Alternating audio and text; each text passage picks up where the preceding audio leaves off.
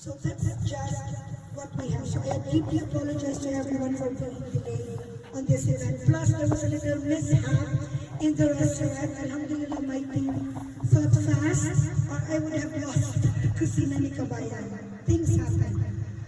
Also, I would like to thank, of course, my husband. I think everybody knows that my husband has been my best friend. We're almost 26 years. Invited kayo magdadaing lang tayo sa January 26 at 20. It's our 26th year on January, and I'd like to thank him for always understanding that his wife is not normal.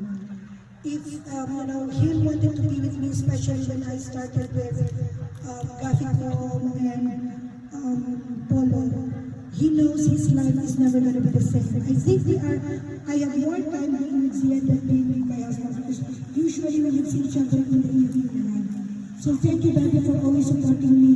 And if I may tell you the story of this party ko, nagsimula ito, it only started with this idea.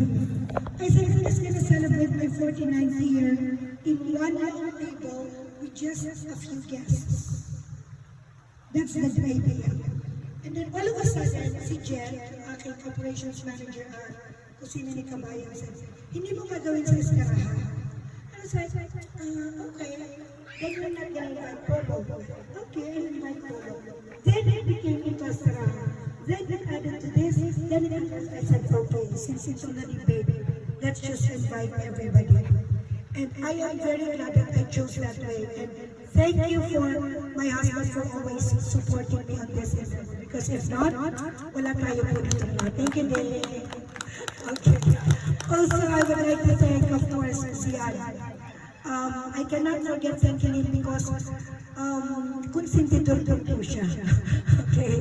You know, there's a lot of things that my husband and I would like to tell you, but you know them already by heart.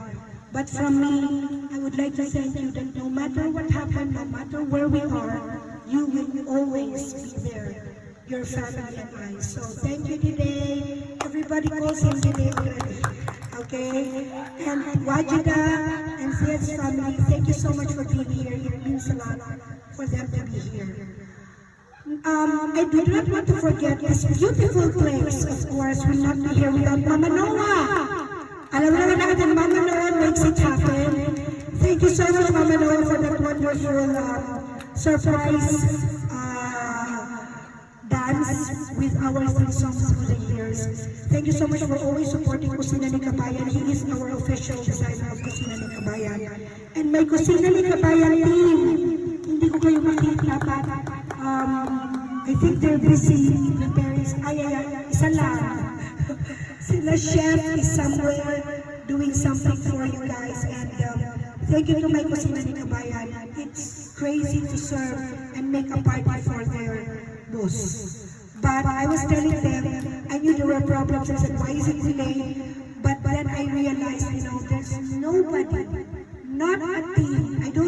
I'm not saying hindi kayo magaling sa trabaho nyo, wala akong dadaanan. But I'm just saying that the Kusina ni Kabayan team is a dream team. Why? Because they are family. They will sacrifice. Alam niya, I'll give you a little tip here sa kusina. How much I trust my team.